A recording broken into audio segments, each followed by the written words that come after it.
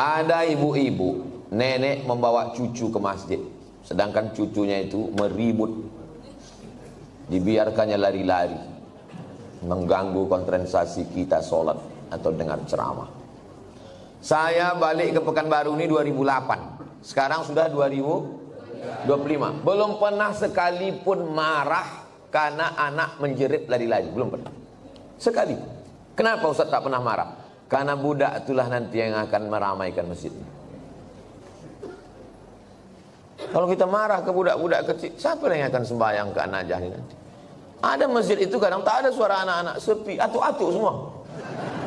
Patutlah tak ada ribut, batuk aja isinya.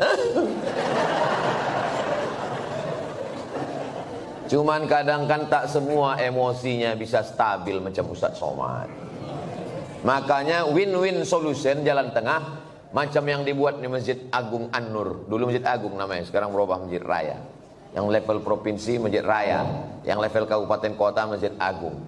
Dulu Masjid Agung An-Nur itu, saya kan rutin jadwal di situ. Waktu tarawih, pulang saya tarawih, anak-anak saya tengok dibuat satu sop khusus di belakang. Heran saya, kenapa anak-anak ini tak meribut? Rupanya ada satu petugas pakai baju hijau, membawa rotan sebesar ini. Dia tak sholat, dia khusus mengawas. Pas saya jumpa, pas saya tengok gini, senyum dia. Ustaz, saya bilang, mau kau bantai anak-anak? Enggak Pak Ustaz, kalau saya pukul marahlah ayahnya. Jadi untuk nakut-nakuti aja, bagus. Jadi nanti diangkat ada satu security khusus untuk anak-anak. Jangan anak diletakkan di celah. Letakkan celah. Pertama, anak ini memutus sop, kecuali anak saya. Anak saya tak memutus sop. Kenapa? Karena ujung senapan angin sudah dipotong. Karena di dalam itu ada najis.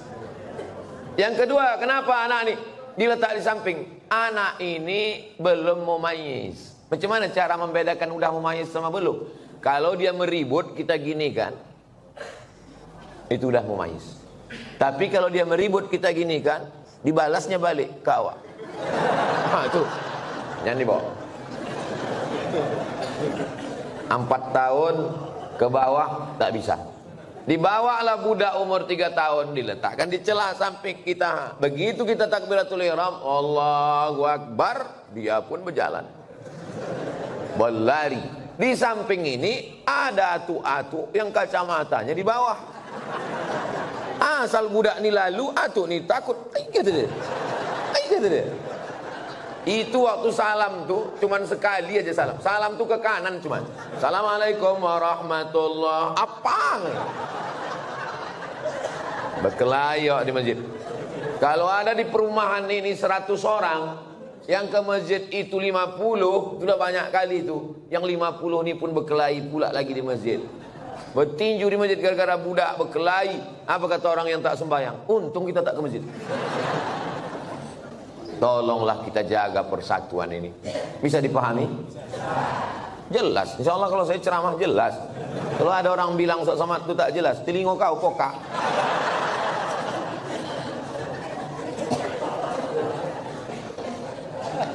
Bolehkah membaca Yasin di pemakaman Pak Ustaz?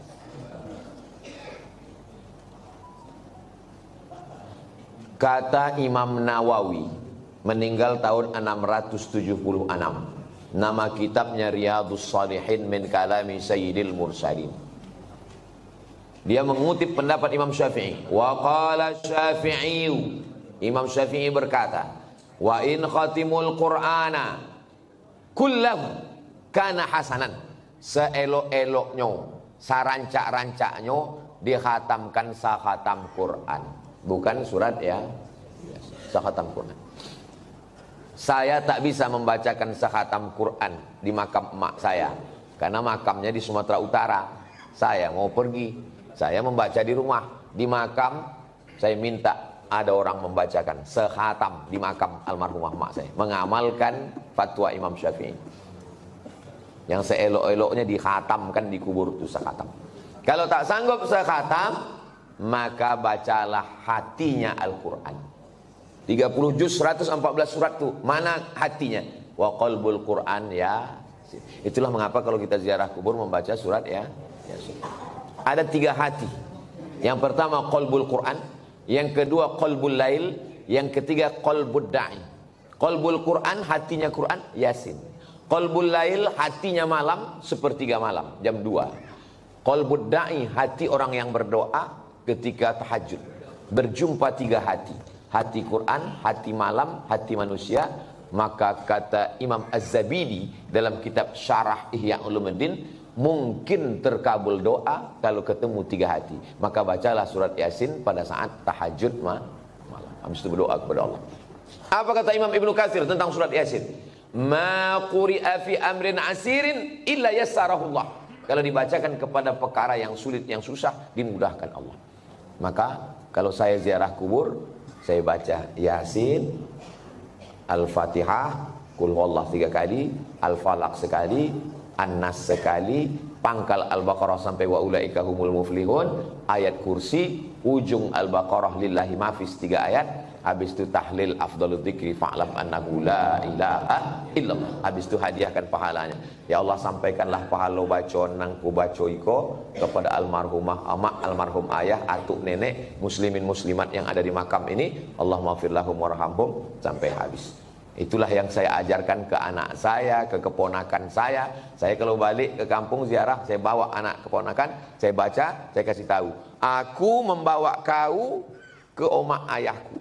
Nanti kalau aku mati, buat pula macam yang ku buat ini. Bawa anak bini kau ke kubur aku. Paham? Yo, kata dia. Begitulah yang kita baca dalam ulama-ulama Imam Nawawi.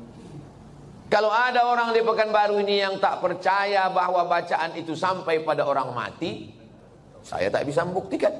Karena ini perkara ghaibiat. Saya hanya bisa menyampaikan dalil-dalilnya. Saya tak percaya, kata dia. Ya macam mana membuktikannya? Maka kalau ada orang yang menantang saya, belum ada lagi.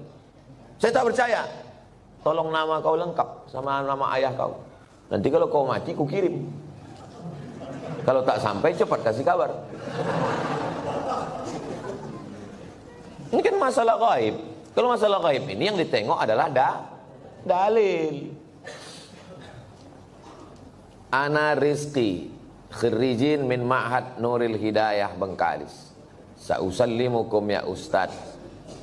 Kaifa ra'yukum law nastamir ad-dirasah al-aliyah lakim lan najid ridha min walidina. Nama saya Rizki. Khirijin jamak, mufrad khirijun. Saya alumni dari Ma'had Nuril Hidayah Bengkalis. Sa'as'alukum, saya mau bertanya ke Ustaz. Kaifa ra'yukum law nastamir ad-dirasah? Nuwasil ad-dirasah. Laisa nastamir, nuwasil ad-dirasah. Bagaimana pendapat Ustaz kalau kita mau melanjutkan ke perguruan tinggi tapi orang tua tak setuju? Mau melanjutkan perguruan tinggi fil kharijid daulah, mau keluar negeri, tapi mak dia tak setuju. Saya ini adik beradik 2. Saya anak pertama, adik saya berdua cuman. Laki-laki dua-duanya. Tak banyak anak mak saya. Jadi waktu saya lulus mau ke Mesir, berat dia mau lepas saya. Aku anakku 2, tak ada anak betino. Semana nanti aku dah tua. Datang wak saya, abang mak saya, menasihati dia.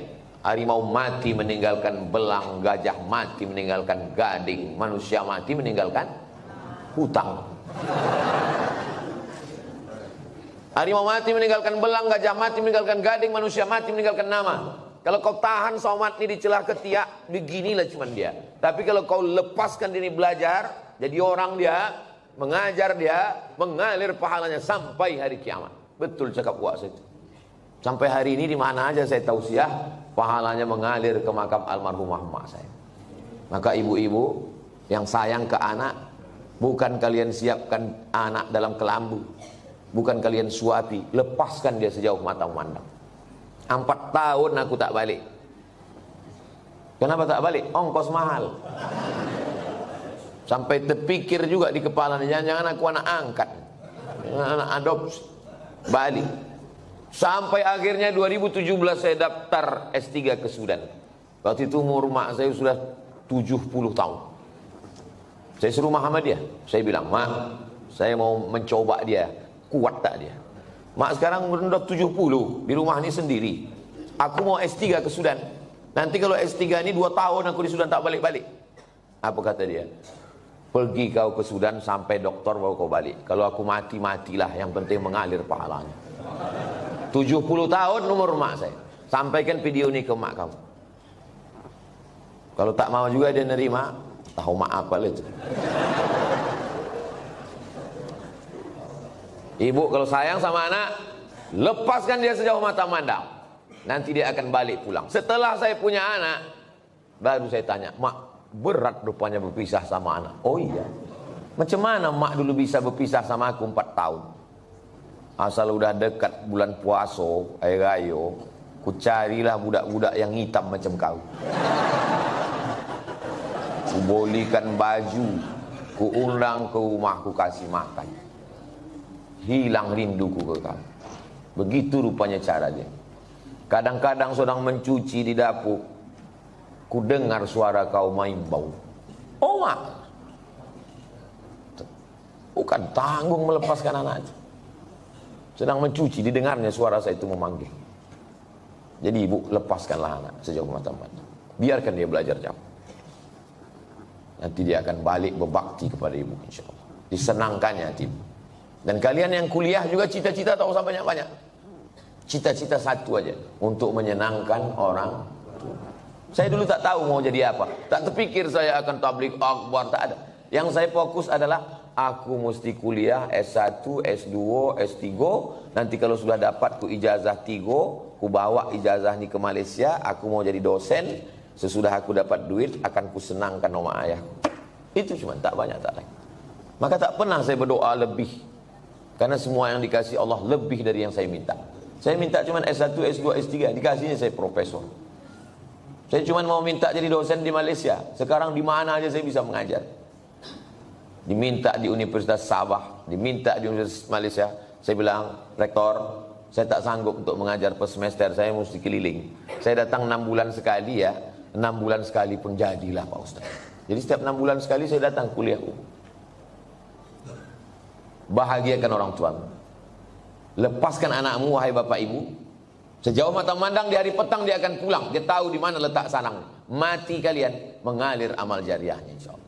Walaupun nampaknya jawabannya untuk mak ayah dia, tapi video ini ditonton oleh ayah-ayah, mak-mak yang akan melepas anak. Karena pulang kami dari sini nanti, kami akan melepas 50 anak Riau yang akan berangkat ke Al-Azhar Kairo, Mesir. Seminggu yang lalu saya di Makassar, melepas 50 anak Makassar yang akan berangkat ke Mesir. Orang tuanya saya nasihati, anak-anaknya juga saya nasihati, supaya orang tua melepas anak. Karena kalau kita tahan anak kita ini, siapa yang akan melanjutkan dakwah ini? Saya tak mau anak saya sekolah agama, nanti kurus macam Ustaz Somad. Saya ini kurus bukan tak makan. Kalau ada pejabat-pejabat itu dapat ikan yang paling mahal, namanya ikan Napoleon, 1 juta harga ikan. Ada bupati, ada kapolres, ada dandim, ada kepala dinas. Yang pertama kali menyuap ikan 1 juta itu siapa? Abdul Somad. Apa kata orang itu? Silakan Pak Ustaz.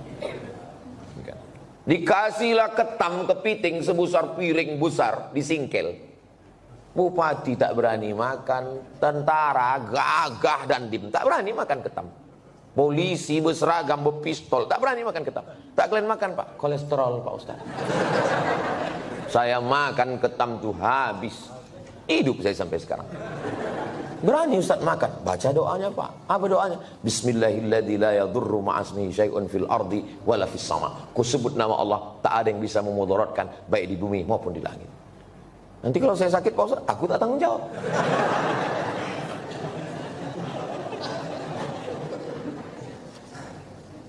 Definisi mengganggu tetangga itu bagaimana Pak Ustaz? Apalagi kita di komplek perumahan.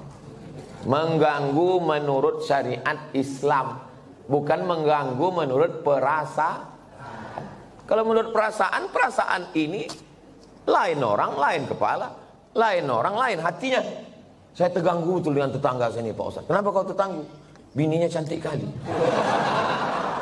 Cantik ciptaan Allah. Jadi yang maksud mengganggu itu adalah kalau bertentangan dengan syariat Islam. Saya terganggu dengan tetangga saya ini Pak Ustaz. Kenapa? Melihara anjing dia Pak Ustaz. Oh, dalam Islam miara anjing hanya boleh untuk menjaga kebun dari pencuri. Tempat kita aman, rumah rapat, maka tak ada alasan.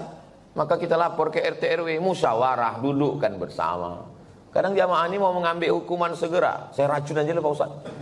Dipasang racun. Rupanya anjing itu tak makan, dimakan kucing awak, mati kucing. Dimusyawarahkan. Wa amruhum syura bainahum. Hari libur, hari Ahad, rumah dekat-dekatan, dipasanglah lagu bum pam bum pam bum pam. Belilah earphone. Berapalah harga earphone? Dengar sendiri. Bum pam. Jadi dipasang satu komplek. Kan tak semua orang suka lagu itu. Apalagi di situ ada orang-orang tua yang jantungnya tak kuat. Mendengar itu, kata dia mati. Ini mengganggu. Menurut syariat pun tak betul. Nah, maka menurut syariat agama Islam, rumah berdekatan, sempadan cuma dinding, dinding pun tak penuh ke atas. Ditanamlah pula pokok mangga pas di situ. Buahnya apa tak asal menengok meniti air. Nah, ini mesti menjaga. Maka kata Nabi, idza tabakhta, kalau kau memasak, fa'aksir ma'aha, banyakkan kuahnya. Pesan Nabi ke tetangga, kalau kau masak banyakkan kuahnya. Untuk apa? Berbagi ke tetangga, menyambung tali silaturahim. Kata almarhumah mak saya dulu, kalau tak menjulur labu, tak menjulur kundur. Ini pokok labu, ini pokok kundur, sama-sama ditanam. Menjulur itu maksudnya keluar pucuknya. Keluar pucuk labu, keluarlah pucuk kundur. Kalau tak keluar pucuk labu, tak keluar pucuk kundur. Apa maksudnya? Kalau tak kedatang makanan kita, tak datang pula makanan orang. Halus pepatah orang. Bagikan makan. Kata Nabi kuah, tapi yang pula gara-gara ceramah nih kuah aja. Dulu sebelum Ustaz datang berbagi ayam kami, sesudah Ustaz kuah aja lagi. Gara-gara Ustaz Somad. Ya, tahaddu tahabbu, saling berbagi hadiahlah kamu, maka kamu akan berkasih sayang. Malam Jumat jumpa wirid Yasin. Dulu begitu orang jumpa. Sekarang udah tak ada lagi jumpa. Jumpa pun di acara pesta nikah, walimah, udah tak bisa bertanya lagi. Dulu kau tanya, siapa menantu kau nih? Macam-macam mirip. Ini anak Pak Fulan. Oh, takik mana juga. Mau balancik-lancian nih rumahnya Jawa. Sekarang tak bisa lagi ngobrol. Pasti tanya, itu anak siapa? Apa? Anak siapa? Suara musik. Bum bam, bum bam, bum bam. Tak ada lagi silaturahim. Pasti tanya, itu menantu kau? Apa? Tak ada lagi silaturahim. La salam wala kalam. Alhamdulillah, Masjid An-Najah ini tempat kita bersilaturahim. Datang ke masjid, buat wirid Yasin malam Jumat, baca Yasin habis maghrib. Habis itu habis Isya acara makan bersama. Tak ada duit, kumpul iuran. Di Malaysia itu setiap masjid itu ada dapurnya. Saya perhatikan tuh. Setiap masjid ada dapurnya, ada dandang besar dan bisa masak. Tidak usah masak yang repot-repot. Masak nasi minyak, nasi mandi. Karena ayam nyembuk catus itu kumpul makan bersama. Di Malaysia itu ceramahnya tak terlalu banyak. Ceramah sedikit aja, makan yang lama. Tempat kita ceramahnya panjang. Habis selesai keluar lami kecil-kecil. Di tempat lain. Kalau di An-Najah ini tak tahu kita. Kita tengoklah nanti. Saya menikah dengan seorang duda. Sudah 10 tahun pernikahan ini saya belum punya anak. Saya mempunyai anak sambung. Anak sambung. Saya menyayangi dan mencintai seperti anak kandung saya. Anak sambung saya selalu meminta doa dan ridho dari saya. Apakah doa saya akan diijabah? Karena saya bukan ibu kandungnya. Dan jika saya meninggal nanti, saya tak ditakdirkan untuk punya anak. Apakah doa anak sambung saya nanti sampai ke saya, Pak Ustaz?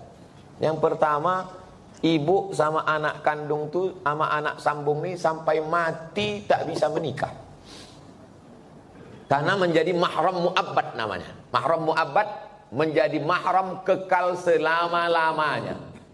Karena sudah menjadi menikah sama ayahnya. Itu yang pertama. Yang kedua, wudu tak batal dalam mazhab Syafi'i. Yang ketiga, seandainya saya lewat di kuburan di depan Hotel Mutiara Merdeka dekat Leton, saya mau pergi nih, lewat kuburan itu saya baca doa, Assalamualaikum ya ala diyar minal mu'minin wa inna insyaallah bikum lahiqun yarhamullah mustaqdimina wal mustakhirin nasallallahu wa lakumul afiyah Allahumma fir lahum warhamhum. Doa saya sampai apa tak sampai? Doa saya sampai apa tak sampai? Sampai. Padahal saya tak kenal sama orang itu. Sampai doa. Apalagi anak sambung. Kenapa ragu doa tak sampai? Oh, jadi doa sampai Pak Ustaz? Sampai. Lalu apa makna dalam hadis itu? Waladun solihun. Maksudnya, amal saya kepada orang mati itu sampai. Bukan tak sampai. Amal kita ini semua kepada orang mati sampai. Kalau tak sampai amal kita kepada orang mati, tak ada sholat jenazah. Sholat jenazah itu amal orang hidup apa orang mati? Orang hidup untuk orang mati. Jadi kalau ada orang mengatakan amal orang hidup tak sampai kepada orang mati, nanti pas dia mati jangan sembahyangkan. Bisikan, kau dulu bilang tak sampai kan? Tak sampai kau. Amal orang hidup ini sampai ke orang mati. Terus Pak Ustadz itu katanya anak yang soleh. Masih fokus nih, masih fokus. Ini Abdul Somad. Abdul Somad ini kalau mati amalnya kan putus semua kan? Putus kan? Masih bisa dia ceramah? Putus. Masih bisa dia sholat sunnah Isra? Tapi ada 3 amalnya yang dulu tak putus. Yang pertama, shadaqatun jariyah. Disumbangkannya 2 sak semen ke Masjid An-Najah. Putus atau tak putus? Tak putus. Karena setiap hari orang sholat mengalir ke dia. Itu kan amal dia dulu. Yang kedua, ilmun yuntafa'u bih. Ceramah dia di Masjid An-Najah. Ceramahnya itu dulu atau sekarang? Dulu. Habis mati tetap mengalir, diamalkan oleh jamaah. Yang ketiga, anaknya. Anaknya itu kan amal dia itu. Yang ketiga inilah orang. Anaknya kok amal dia Pak Ustaz?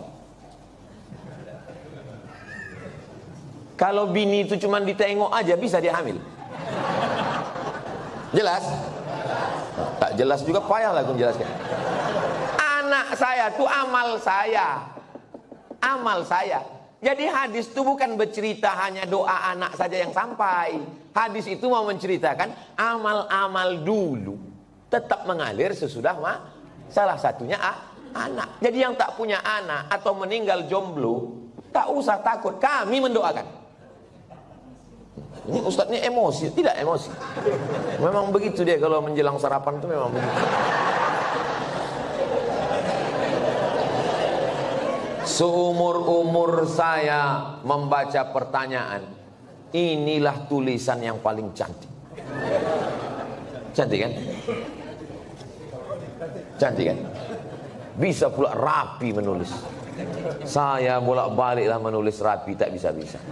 Memang irilah saya menengok tulisan. Mudah-mudahan anak saya bisa cantik tulisannya begini. Assalamualaikum, berapa kali lah dia mencobanya ini. Assalamualaikum warahmatullahi wabarakatuh. Waalaikumsalam. Alhamdulillah wa syukurillah. Alhamdulillah wa syukru lillah. Saya kurang. Alhamdulillah wa syukru lillah.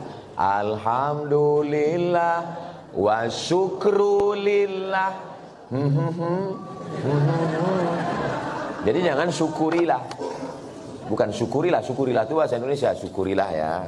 Kalau bahasa Arabnya alhamdulillah wa syukru lillah.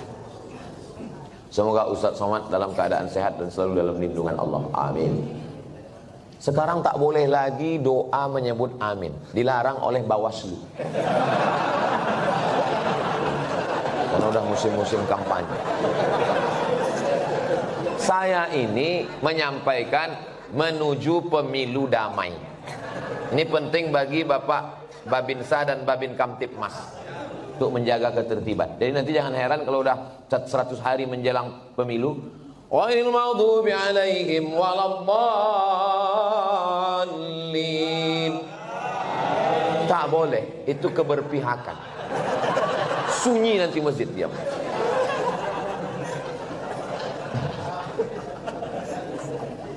Saya mau bertanya Pak Ustadz, kiat-kiat agar ikhlas menerima ketetapan takdir Allah dan tetap berprasangka baik kepada Allah. Mohon doanya Ustadz untuk seluruh istri pejuang garis 2. Pejuang garis 2 itu maksudnya yang belum hamil.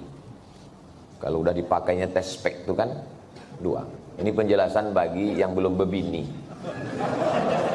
Yang udah berbini pun tak paham juga. Bagaimana cara kita biar supaya rela menerima takdir Allah? Saya kalau datang bertamu ke rumah jamaah, Assalamualaikum Pak. Waalaikumsalam. Ustadz Somad, tolong doakan mak saya Pak Ustadz. Maknya di mana Pak? Maknya di dapur. Duduklah mak tuh di kursi. Berapa umur mak? 80. Belum bisa saya menerima. Karena mak saya meninggal umur 70. Dalam hati saya tetap, kok hidup mak dia, kok mati mak. Kok tak sempat makku ku bawa jalan-jalan ke Brunei, ke Malaysia. Kok tak sempat ku senangkan dia. Tak bisa hati saya menerima. Macam mana saya mau menceramahi jamaah? Marilah kita sabar menerima takdir Allah. Saya aja tak sabar. Tapi cara Allah menghibur saya. Habis saya tausiah, datang ibu-ibu. Ustadz, tolong doakan keponakan saya. Keponakan ibu ini kenapa? Ayahnya meninggal, emaknya meninggal, dia hidup sebatang kara. Anak SD kelas 2. Oh, aku serumah 11 tahun sama emakku. Dari 2008 ke 2019. Ini budak nih, kelas 2 SD sebatang kara. Ternyata yang membuat kita bisa sabar itu adalah ketika membandingkan dengan orang lain. Begitu cara Allah mengajar saya. Ayat tak mempan, hadis tak mempan. Kenapa tak? Saya yang berceramah, saya yang nyuruh orang sabar. Tak bisa saya terima. Tapi begitu dijumpakan Allah, oh rupanya. Maka diantaranya yang membuat kita kuat ini adalah dengan memperbanyak bercerita dengan orang. Kita ini kalau banyak bercerita ngobrol dengan orang, itu menyadari betapa besarnya nikmat Allah kepada kita. Aku pula bisa begini-begini, kawan ini tak sempat berbakti, jumpa pun tak sempat. Yang kedua, bagaimana caranya? Caranya adalah menguatkan dalam hati bahwa innallaha katabal maqadir, Allah sudah menuliskan takdir 50 alfasana, 50.000 tahun qabla an yakhluqas samawati wal ard. Sebelum Allah menciptakan langit dan bumi, Allah sudah menuliskan takdirku 50.000 tahun sebelum Allah menciptakan langit dan sengaja dihunjamkan terus ke kepala. Abdul Somad, Allah sudah menuliskan 50.000 tahun sebelum menciptakan langit dan bumi bahwa kau sama emak kau itu cuma sampai 2019. Lebih dari itu bukan kuasa kau. Asal terlintas itu terus. Otak itu dihunjamkan dengan hadis itu. Yang ketiga, membuat sesuatu yang terus mengalir. Bersedekah untuk santri, untuk Palestina. Asal teringat, baca Al-Fatihah.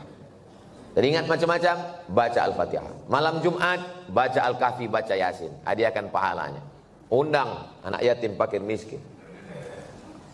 3 itulah cara untuk mengurangi beban hati kita. Allah berjanji kalau kita beribadah, falyabudu rabb hadzal bait, banyak-banyak beribadah. Allah cuma minta kita satu ibadah. Balasannya Allah kasih 2. At'amahum min ju' wa amanahum min khauf. Kalau kau lapar, Allah kasih kau makan. Kalau kau risau, amanahum, Allah beri kau aman, tenang. Syaratnya banyak ibadah, perbanyak ibadah. Pagi sholat isyraq, sholat duha, malam bangun mandi, sholat sunat wudu, sholat sunat taubat, sholat sunat tahajud, sholat sunat hajat, zikir, banyak bertasbih. Zikir 3 pilihan, zikir banyak, zikir pilihan 3. Pertama istighfar, yang kedua sholawat, yang ketiga afdalul zikri fa'lam annahu la ilaha illallah. Astaghfirullahalazim, astaghfirullahalazim, astaghfirullahalazim. Kalau tuan membeli peniti, jangan ditusukkan ke sayur kubis. Kalau mik sudah mati, tandanya waktu sudah habis.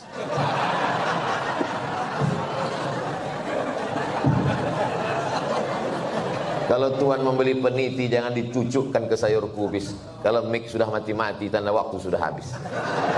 Di akhir majelis mari kita sama berdoa kepada Allah supaya Allah menjadikan hati kita ini ridha menerima takdir Allah Subhanahu wa taala. Tapi usaha tak pernah berhenti. Yang belum berjodoh terus berusaha, mudah-mudahan dapat jodohnya. Yang belum garis 2 terus berusaha, makan toge, makan kacang-kacang, makan sayur, berdoa. Nabi Ibrahim alaihissalam baru lahir anak Ismail umur 86 tahun. 86 tahun baru dapat anak Ismail. Istrinya yang diponis mandul namanya Sarah, rupanya mengandung setelah Ismail umur 13 tahun. Waktu itu umur Nabi Ibrahim 99 tahun.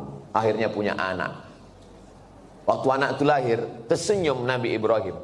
Karena udah diponis orang, istrinya mandul takkan punya anak. Senyum dia.